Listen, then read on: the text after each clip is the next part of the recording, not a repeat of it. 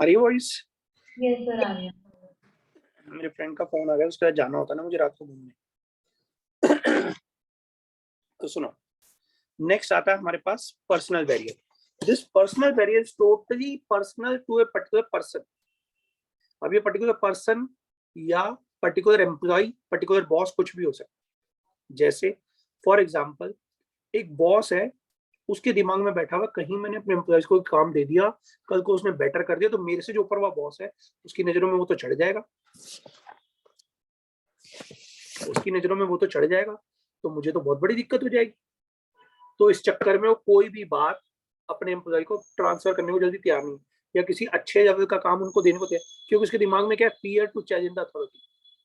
कहीं कल कोई एम्प्लॉय मेरे सर पे ही चढ़ के ना बैठ जाए, कल कोई मेरे से अच्छा काम कर दिया तो मेरी तो बेइज्जती हो जाएगी।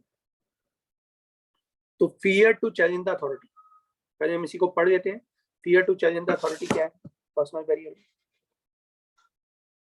सर बताया था हिंदू मुस्लिम वाला, तो हम्म, वो डिस्ट्रस्ट में नहीं आ जाएगा साइकोलॉजिकल बैरियर में?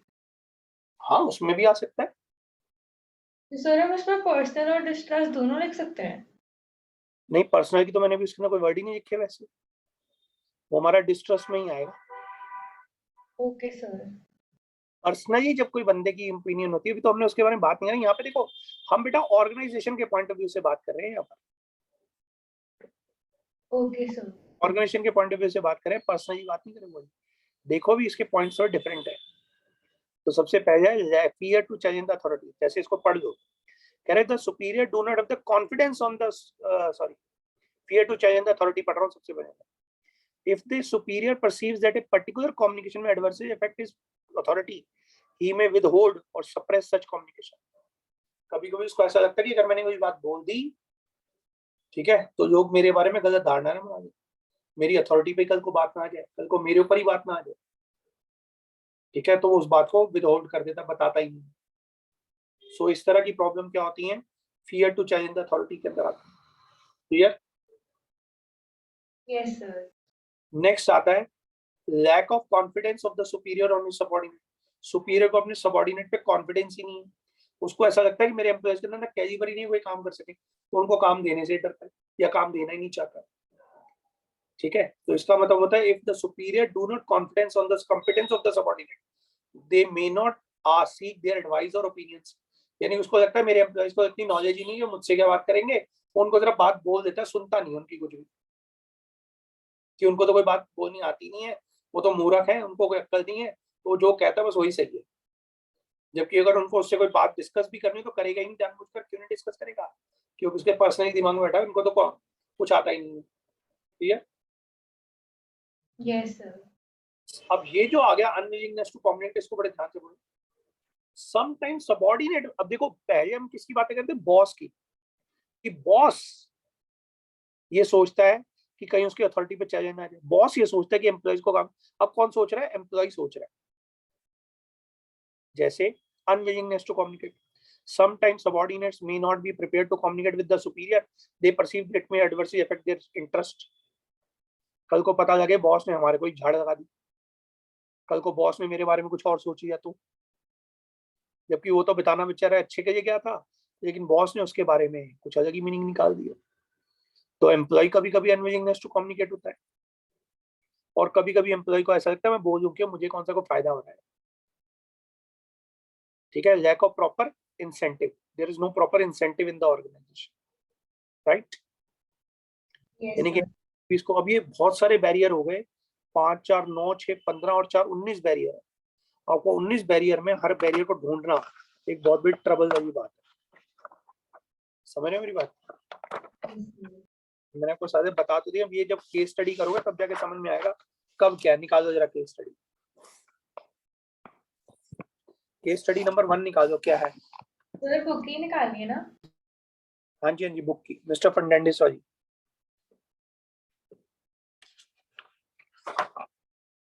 ग्रेप वाइन कम्युनिकेशन किसके कहते हैं हम, ग्रेप वाइन कम्युनिकेशन हम पहले बताओ किसको कहते हैं। इसका दूसरा नाम होता है ग्रेप वाइन कम्युनिकेशन, पता है। No sir. Grape wine communication. हाँ दिव्यांशी, इसके बेस पे आप 80/80 सोच रहे हो? इतना सिंपल सा वर्ड है तो 50 बार यूज हुआ होगा। इनफॉर्मल कम्युनिकेशन का दूसरा नाम होता है ग्रेप वाइन कम्युनिकेशन। ठीक है। अच्छा, इसकी चारों की स्टोरीज आती हैं आपको, जो मैंने बैरियर्स पढ़ाए हैं अभी आपको? सर एक है साइकोलॉजिकल बैरियर्स की। क्या है? सर उसमें होता है कि उसे किसी पे भी ट्रस्ट नहीं होता, तो वो टैटू करवाता रहता है हर जगह कि क्या क्या होता है। और जब वो किसी को हर देखता एक है, फोटो रखता है। फोटो रखता है। और सर फिर वो ना उसको, वो किसी को भी देखते हैं ना, तो उसको ये लगता है कि वो उसके दुश्मन है। तो सर वो प्रीमैच्योर इवैल्यूएशन कर लेता है।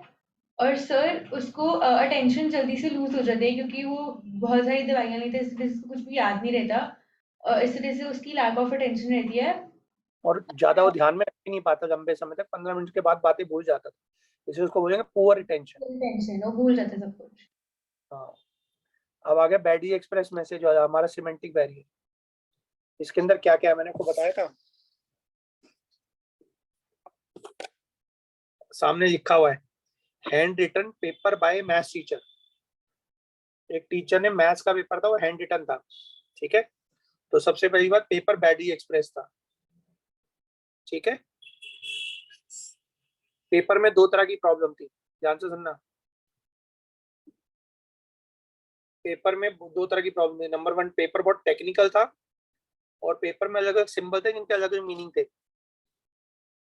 ठीक है। Yes sir. बच्चों को अजम्पशन, बच्चों ने पेपर में फॉल्ट करा। बच्चों ने पेपर में क्या करा? फॉल्ट करा। और पेपर में क्या होगा? अनक्वालिफाइड होगा। वैसे अनक्लैरिफाइड है वर्ड, बट मैंने अनक्वालिफाइड लिखा हुआ है। ठीक है। ओके। नंबर 5, ये असल में अनक्लैरिफाइड अजम्पशन है, ध्यान रखना। अनक्वालिफाइड हो गए। अब वो घर पहुंचे, घर पे उनकी बॉडी लैंग्वेज को देखते ही पता गया बच्चा तो गया। समझ गए? Yes sir. एक पेपर टीचर ने हाथ से लिखा हुआ था। पेपर में दो प्रॉब्लम थी। क्या दो प्रॉब्लम थी? सिंबल थे जिनके अलग अलग मीनिंग थे, और पेपर बहुत ज्यादा टेक्निकल था। ठीक है। सिंबल थे जिनके बहुत सारे मीनिंग थे, बच्चों को समझ में नहीं आया, पेपर बहुत ज्यादा टेक्निकल था। बच्चों ने पेपर में फॉल्ट करा और फेल हो गए, अनक्वालिफाइड हो गए। घर पे जाते उनकी बॉडी लैंग्वेज को देखते ही पता लग गया बच्चा तो आज गया। समझ आ गई बात? Okay sir. तो सुना दो एक बार स्टोरी। सर एक मैथ्स की टीचर थी, उसने पेपर लिखा, तो जब उसने पेपर लिखा तो वो काफी ना बैडली एक्सप्रेस तरीके से लिखा। हैंड रिटन था पेपर, ये ध्यान रखना। तो उसमें काफी सारे सिंबल्स वगैरह थे, जिस वजह से वो बहुत टेक्निकल लग रहा था बच्चों को। और उसमें इस वजह से बच्चों ने फॉल्ट कर दी, और उनका पेपर जो था वो अनक्लैरिफाइड हो गया, क्वालिफाइड हो गए। अनक्वालिफाइड हो गया। और फिर जब वो घर गया, तो उसकी बॉडी लैंग्वेज को देख कर पता चल गया कि बच्चा तो पेपर में गया। हम्म। ठीक है। अब नेक्स्ट है हमारा ऑर्गेनाइजेशनल बैरियर। ऑर्गेनाइजेशनल बैरियर में जो मैंने आपको स्टोरी बताई थी, अक्षरधाम टेम्पल की बताई थी। अक्षरधाम टेम्पल में जैसे हम अंदर एंटर करते हैं, अक्षरधाम टेम्पल में एंटर करते ही बहुत बड़ी बुद्धा की मूर्ति बनी हुई है। तो वहां पे बुद्धा का स्टैचू बना हुआ है। ठीक है। क्लियर? बुद्धा का बहुत बड़ा स्टैचू बना हुआ है। स्टैचू से स्टेटस याद करें। Okay sir. अब ये देखने में वर्ड स्टैचू आ जाएंगे सारे, बस ई की बजाय ऐसे लिखा हुआ है।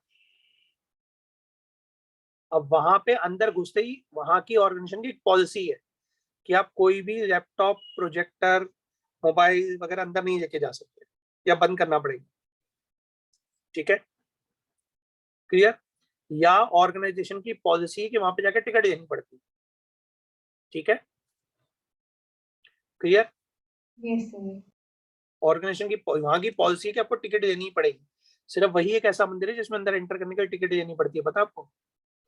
नहीं सर, ये नहीं पता। वहां पे रूल्स एंड रेगुलेशन बहुत सारे हैं कि आप कैमरा अंदर नहीं लेके जा सकते, मोबाइल अंदर नहीं लेके जा सकते, वहां के रूल्स एंड रेगुलेशन। ठीक है। फिर वहां पर जब आप अंदर एंटर करते हो, बहुत ही बड़ा स्ट्रक्चर है, बहुत ही बड़ा स्ट्रक्चर। तकरीबन 1 किलोमीटर में फैला हुआ है वो मंदिर, जो हमारा अक्षरधाम मंदिर है। कभी गया हुआ आप? सर मैं बहुत छोटी थी जब मैं गई थी, पर बहुत फोटोज बड़ा मंदिर है में। बेटा। हाँ। तो कहने का होता है ऑर्गेनाइजेशन का स्ट्रक्चर बहुत ज्यादा कॉम्प्लेक्स है। ठीक है। लेकिन वहां पे फैसिलिटीज बहुत सारी है। वही एक ऐसा टेम्पल है जहाँ पे कि आपको झील भी मिल जाएगी, मंदिर भी मिल जाएगा, वहां पे खाने पीने के स्टॉल भी अंदर सब कुछ है, और साथ में वहां पे मूवी भी चलती है, भी होता है, हॉल भी है वहां पर है, फाउंडेशन शो भी होता है ना वहाँ पे, फाउंटेन। फाउंडेशन शो, हाँ बिल्कुल सब कुछ होता है। तो यानी कहने का मतलब है उसमें फैसिलिटीज बहुत सारी। क्लियर? तो आपने इसी ऑर्डर में इसको याद करना है। सबसे पहले वहां का स्टैचू है, अंदर एंटर करते ही वहां की पॉलिसी है, टिकट देनी पड़ती है, रूल्स एंड रेगुलेशन है, कैमरा वगैरह बंद करना पड़ता है, मोबाइल बंद करना पड़ता है। वहां पे स्ट्रक्चर बहुत बड़ा है और वहां पे फैसिलिटीज बहुत सारी।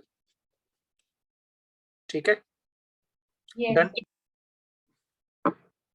अब आगे हमारा पर्सनल वेरिएंस। इसमें बॉस और जूनियर को ही सोचना है आपको। एक बॉस बहुत ज्यादा बीमार है, एक बॉस बहुत ज्यादा बीमार है, boss gets ill, still comes to office, फिर भी ऑफिस आ रहा है। क्यों आ रहा है? पहली बात, उसको अपने एम्प्लॉय पे कॉन्फिडेंस ही नहीं है। नहीं, पहली बात है कि वो बोल नहीं पा रहा, अनविलिंगनेस टू कम्युनिकेट, बोल नहीं पा रहा बेचारा, इतनी बड़ी हालत खराब है फिर भी ऑफिस आ रहा है। क्यों आ रहा है? एक तो बोल नहीं सकता, नंबर दो उसको अपने एम्प्लॉय पे कॉन्फिडेंस नहीं है। ठीक है, उसको अपने एम्प्लॉय पे कॉन्फिडेंस नहीं है कि कुछ कर भी पाएंगे। तीसरा है, उसको डर बैठा हुआ मन के अंदर, कहीं एम्प्लॉयज ने, किसी ने मेरे पीछे से कुछ बेटर कर दिया तो मेरी तो अथॉरिटी गई। ठीक है, और एम्प्लॉय भी उससे ज्यादा बात नहीं करते, कहते बुड्ढा आता रहता है क्या करें। क्यों? क्योंकि उनको कोई इंसेंटिव नहीं मिलता, कहते हम क्या करें, हमें करना तो करें। ठीक है, और वो भी अपनी बात उसको नहीं बताते कभी भी। क्यों? Lack of proper incentive. Clear? Yes sir. क्योंकि जब बॉस को उनके ऊपर विश्वास ही नहीं है तो एम्प्लॉय क्यों कुछ काम करे। डन? हो गए यस। सारे क्लियर? चलो अब आप आ जाओ केस स्टडीज में अपनी बुक की। चले? Yes sir.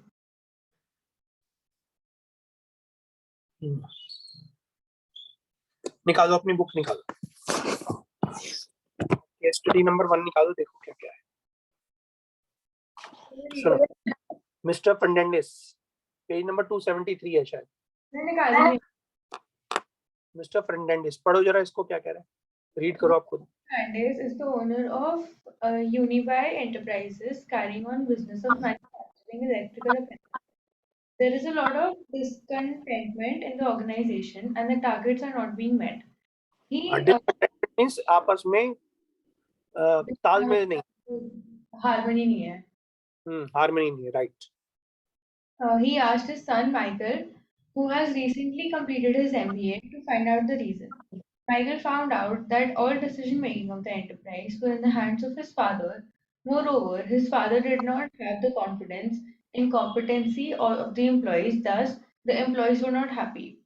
वो Identify सामने तो बैरियर लिखा हुआ है, the पहली बात person तो। की बात है, उसमें लिखा है कि कॉन्फिडेंस नहीं था उसको अपने एम्प्लॉइज पे, तो वो हाँ, आ गया पर्सनल बैरियर के अंदर. अब यहाँ पर देखो एक चीज और भी है कि सारा का सारा डिसीजन मेकिंग पावर किसके पास थी? फादर के पास थी। यस तो ये सर. ऑर्गेनाइजेशन की पॉलिसी ऐसी बनी हुई थी जिसमें सारी बातें तो ये ऑर्गेनाइजेशनल बैरियर भी है। Yes sir. ठीक है, ऑर्गेनाइजेशन बैरियर क्यों? क्योंकि सारे डिसीजन उसके फादर लेंगे। ये हमारा एक बहुत बड़ा प्रॉब्लम था, राइट। यस इसके सर. बाद आ जाओ क्वेश्चन नंबर 4 पे। Yes sir. नीरज, इसलिए इस पर्सन पढ़ो। Neeraj, a sales representative of Omida Limited, has changed 7 jobs in the last 1 year. He is a hardworking person but is not able to finalize deals with the customer due to inadequate vocabulary and omission of में needed. Problem, एक minute, vocabulary में problem है, किसमें आएगा?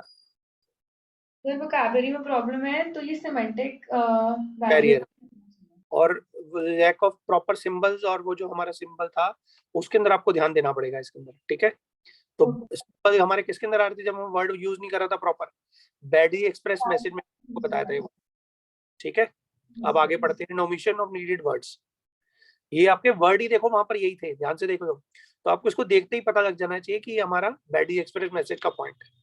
याद आ गया? Specially हमने word ही पढ़े थे। Sometimes he uses wrong words because of intended meaning is not conveyed. All this created a misunderstanding between him and his client. उसके एम्प्लॉइज में और उसमें क्या आ रहा है? बैरियर में प्रॉब्लम आ रही है। ठीक है, तो अब देखो, identify the communication barrier discussed above. तो सिमेंटिक बैरियर है और उसमें कौन सा है? Badly express message. अब इसकी कैटेगरी कौन सी है बैरियर की? कौन सी कैटेगरी का बैरियर है? 4 में से कौन सी कैटेगरी है? Semantic barrier. Explain any other type of barrier, उसके अंदर कुछ और भी बता दो। जैसे आपके पास मैंने आपको बताया था बैडरी एक्सप्रेस मैसेज था, तो पेपर टीचर ने बनाया था बैडरी एक्सप्रेस था। दो तरह की प्रॉब्लम थी, कौन कौन सी?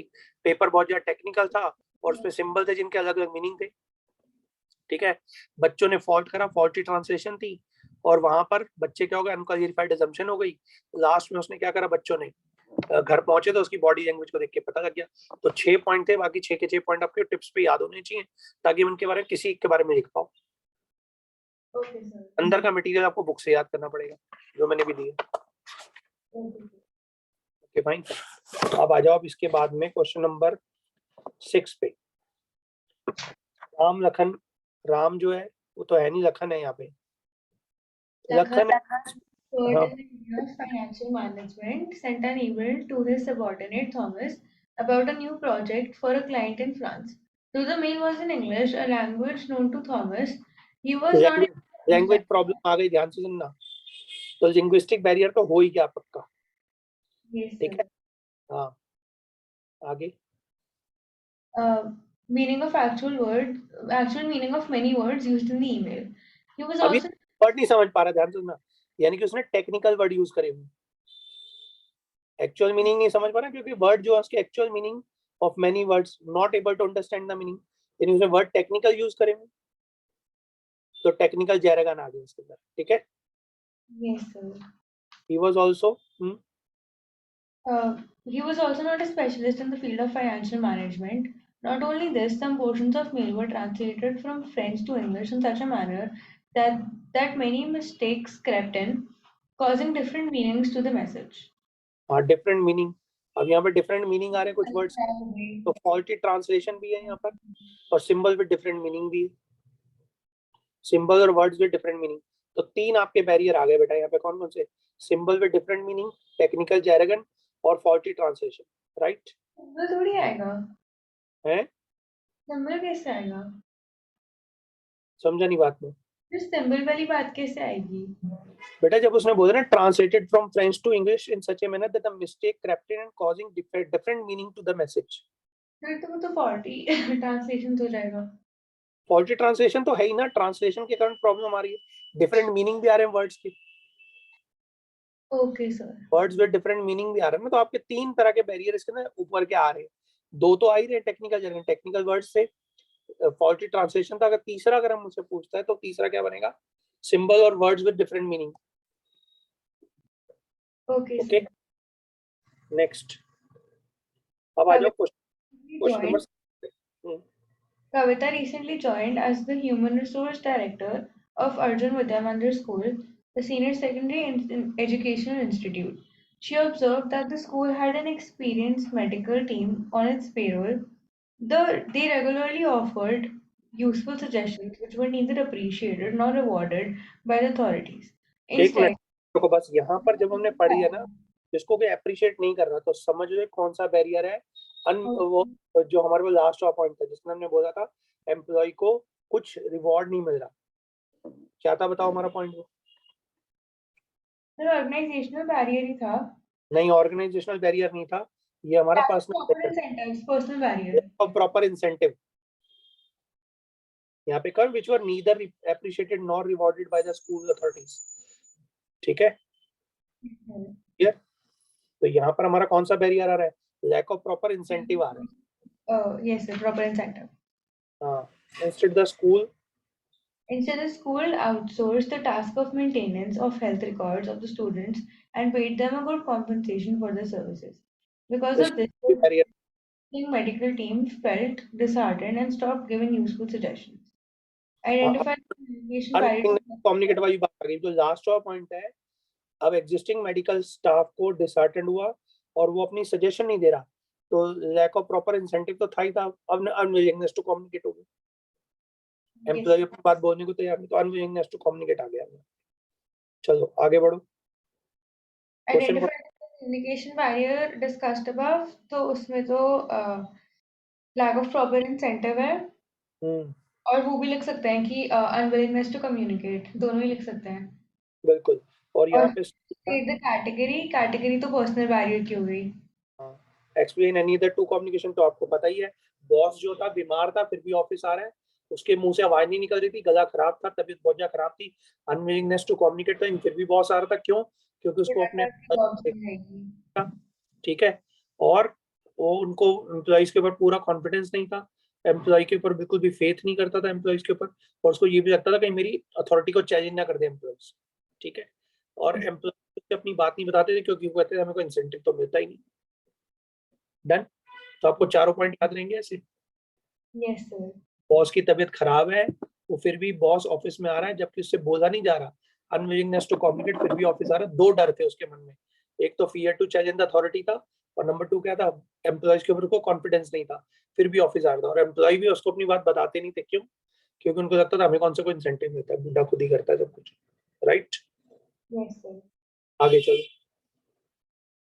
सर 8 वाली, हाँ जी, 8 वाली पढ़ो। हाँ एक तो Ankur is working as a production manager in an organization. His subordinate, Saurabh, discussed with him a method of production which would reduce the cost of production.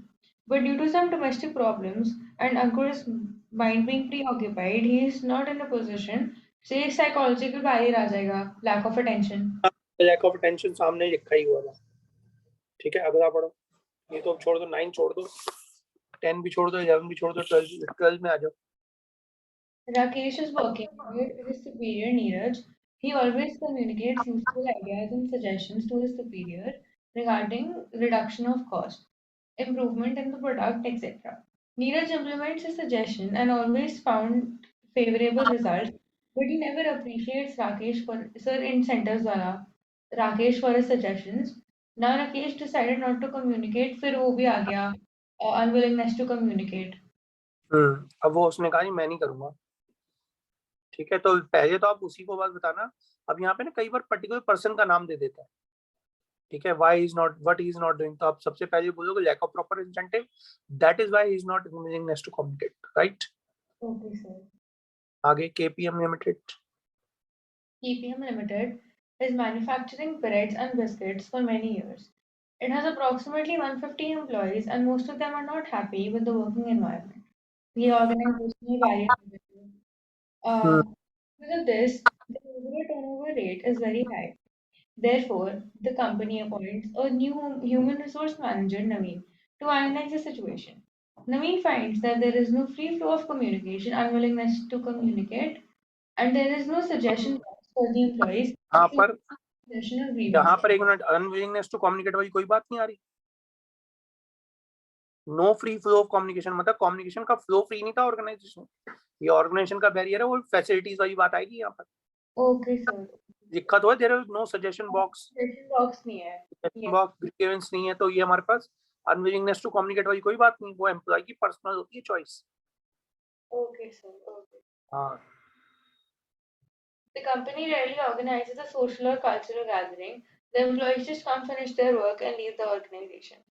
हाँ, ये सिर्फ ऑर्गेनाइजेशन बैरियर है। ऑर्गेनाइजेशन बैरियर में भी organisation facilities सिर्फ एक ही barrier है, इसमें कोई और बैरियर इसमें बन भी नहीं रहा। Okay, sir. आगे पढ़ो, मिस्टर शुभेंदु वाला। Mr. Subhendu Bose is the owner of Big Mac Enterprises, carrying on the business of manufacturing various kinds of business. There was a lot of discontentment in the organization, and the targets were not being met. He asked his son Naval, who had recently completed his MBA, to find out the reason. Naval found uh, that all decision making of the enterprise were in hands of his father. His father did not believe in his employees. As a result, both the employer and employees were not able to understand each other's message in the same sense. Thus, the employees were not happy and the targets were not met. तो उससे पहले तो वो हो जाएगा कि वो जो फादर है वो बिलीव नहीं करता था, तो डिस्ट्रस्ट अमंग्स दी डिस्ट्रस्ट नहीं, lack of confidence on superior of subordinates हाँ, हो और गया। ऊपर वाला ये जो हमारे पास ऑर्गेनाइजेशन की पॉलिसी है कि सारे डिसीजन उसका फादर ही लेगा। वो सेंट्रलाइजेशन है, तो वो ऑर्गेनाइजेशन की पॉलिसी हो गई। आगे पढ़ो, mister Sandeep. Mr. Sandeep is marketing manager of a company manufacturing designer clothes. One day in the morning, while leaving home, he had a quarrel with a person in his neighborhood on some issue. That morning, that person was a criminal who could not abuse his family who could abuse his family members. Mr. Sandeep on that day was very worried and angry too on the behavior of neighborhood person. On that day, the meeting was held by a team of marketing and design experts to ensure that whatever produced अभी आप इसको यहीं पे रखो और जरा मुझे बताओ यहाँ पर क्या होने वाला है। बंदे का ध्यान कहीं और है, तो पूरी मीटिंग में ध्यान नहीं देगा वो, लैक ऑफ अटेंशन वाला पॉइंट। लैक ऑफ अटेंशन रहेगी, उसको सुनेगा नहीं वो क्या कह रहे हैं उसके एम्प्लॉइज। पढ़ो अब आगे क्या कह रहा है, फिर भी देखते हैं क्वेश्चन क्या कह रहा है। On that day, a meeting was held by a team of marketing and design experts to ensure that whatever was produced was according to the market demand and tastes of passion of the customers. But Mr. Sandeep could not pay attention to discuss between them. तो यहाँ अब यहाँ पे दो reason हो सकते हैं, एक तो लैक ऑफ अटेंशन है और दूसरा नहीं, प्री ऑक्यूपाइड वाला नहीं आएगा, तो यहाँ पर लैक ऑफ अटेंशन ही आएगा। ठीक है, तो प्री ऑक्यूपाइड वाली बात नहीं आएगी इसकी। मैं प्री ऑक्यूपाइड सोच रहा था, प्री ऑक्यूपाइड तब होता है जब उसने पहले से सामने बंदे के बोलने से पहले सोच रखा हो कि वो यही बोलेगा। ये इसमें मेरे दिमाग में भी आया था, फिर मैंने सोचा कि नहीं इसमें थोड़ी होगा वो। ठीक है बेटा, हो गए। अब बाकी के क्वेश्चन फिर आप पढ़ोगे तो पता गया, मेरे को और तो कोई क्वेश्चन इसमें नजर नहीं आ रहा। Okay sir, done. तो पहले आप एक बार पढ़ लेना, फिर मुझे बता देना क्या क्या है। तो मैं ये जो क्वेश्चन आया था ना, वो ये आया था कि name any two barriers of communication and explain their two types. हाँ, तो दो बैरियर बताओ, जैसे साइकोलॉजिकल बैरियर या पर्सनल बैरियर, कोई सा एक बताओ, और फिर उसके जो बाकी के चार पार्ट्स हैं उनको भी एक्सप्लेन करना फिर आपको। ये क्वेश्चन काफी लंबा क्वेश्चन रहा होगा आपका। यस सर, 4 नंबर का क्वेश्चन था। 4 नंबर में भी बहुत बड़ा क्वेश्चन था ये।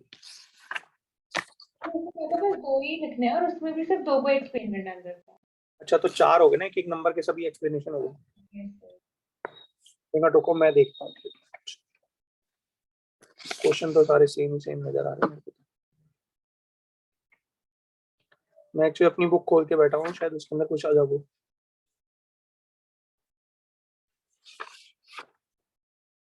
नहीं, यही सेम ही क्वेश्चन है, उसके अंदर भी कोई नया क्वेश्चन नहीं बैरियर से रिलेटेड। ये सेम ही क्वेश्चन है बेटा, बैरियर से रिलेटेड, कोई और अलग क्वेश्चन। ओके सर, ठीक है, फिर भी आप देख लेना, क्योंकि अब मैंने आपको पेपर जो दे रखे ना, एक बार सारे पेपरों को पढ़ लो और जितना हो सके डेफिनेशन याद कर लो। अंदर का मटेरियल याद होना चाहिए। ध्यान रखना, आपको लैंग्वेज लिखते हुए जा रही हूँ। अब सुनाते जा रहे हो, नहीं सुनाते जा रहे हो, कि कल तो पेपर है, परसों तो पेपर ही है। अब तो जो कुछ होना था हो गया। ठीक है, ओके सर। तो आप कल तक वो कर लो और सारी स्टोरीज एक बार कल मुझे बैठ के सुना दो सारी, ताकि मुझे पता कि आपको स्टोरीज कितनी याद है। ओके सर, तो एक बार सुना दो सारी स्टोरीज, लेकिन हाथ पे सुनाना, सामने बैठ के मत सुनाना। कहीं पता क्या आपने सामने खोल रखी है स्टोरी, तब देख के सुना रहे तो कोई फायदा नहीं। स्टोरी का तो किताब में से मुझे एक चीज देखनी पड़ी थी, लेकिन जो दोबारा सुनाई बेटा, एक्चुअली मैं ये जाता हूँ, मेरी बात सुन। जैसे ही मैंने आपसे पूछा मैनेजमेंट के अंदर, जैसे मानो अगर मैं क्वेश्चन आपसे पूछता हूँ, ठीक है, तो मैनेजमेंट है आर्ट, साइंस और प्रोफेशन। जैसे मैंने प्रोफेशन बोला तो स्टोरी आपके दिमाग में क्या आती है बताओ? लाइब्रेरी। तो जैसे ही आपको इस तरीके से याद होना चाहिए। जैसे मैंने पूछा प्लानिंग के फीचर्स क्या है, ब्रशिंग। हाँ, तो ये आपको ऐसे स्टोरी याद होनी चाहिए। ठीक है, जैसे मानो मैं कम्युनिकेशन के बैरियर के बारे में पूछता हूँ, तो मैंने पूछा भाई बताओ भाई साइकोलॉजिकल बैरियर, तो आपके दिमाग में गजनी। ठीक है, जैसे ही मैंने पूछा साइकोलॉजी, इसके अंदर हमारा पर्सनल बैरियर कौन सा है, तो आपको boss gets ill still coming to office, unwillingness to communicate है, फिर भी ऑफिसर है, उसके दिमाग में 2 डर है कि मेरी चैलेंज अथॉरिटी ना कर दें, और नंबर 2 उसको अपने एम्प्लॉयज पे कॉन्फिडेंस नहीं है, और एम्प्लॉय भी उससे ढंग से बात नहीं करते, अपनी बात नहीं बताते, because they feel that they are not getting proper incentive. जैसे ही मैंने आपसे पूछा बताओ भाई हमारा सिमेंटिक बैरियर क्या, आपको मैथ्स का पेपर था जो बहुत ज्यादा टीचर ने बनाया, बैडी एक्सप्रेस था, पेपर में 2 तरह की प्रॉब्लम थी, पेपर बहुत ज्यादा टेक्निकल था, सिंबल अलग अलग थे, बच्चों ने फॉल्ट करा और अनक्वालिफाइड हो गए, और बच्चे वहां पे जाके पेपर ढंग से नहीं कर पाए, तो उनकी बॉडी लैंग्वेज को देखते ही पता लग गया कि पेपर ढंग से नहीं हुआ होगा। बॉडी लैंग्वेज और गेस्चर डिकोडिंग जब हमने करी तो पता लगा बच्चा तो गया। जैसे हमने अब आपसे बात पूछी ऑर्गेनाइजेशन बैरियर की, तो वहां पे एक स्टैचू लगा हुआ है अक्षरधाम के अंदर, वहां की पॉलिसी है, टिकट लेनी पड़ती है, रूल्स एंड रेगुलेशन बहुत ज्यादा टाइट है, रूल्स एंड रेगुलेशन को देख के हमें करना पड़ता है, हमें कैमरा वगैरह सब छोड़ के जाना पड़ता है, लेकिन स्ट्रक्चर बहुत बड़ा है, और स्ट्रक्चर बहुत बड़ा होने के साथ वहाँ पे फैसिलिटीज भी बहुत सारी है। हो गए चारों चारों पॉइंट।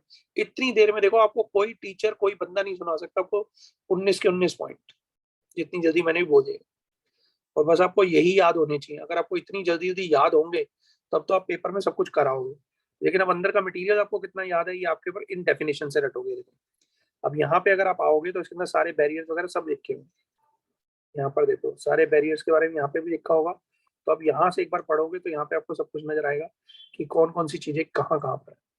डेफिनेशन के अंदर मैंने बहुत कुछ लिखा हुआ है, ठीक है, तो आप यहाँ से एक बार पढ़ लेना, जितनी बातें आपको मिलेंगी।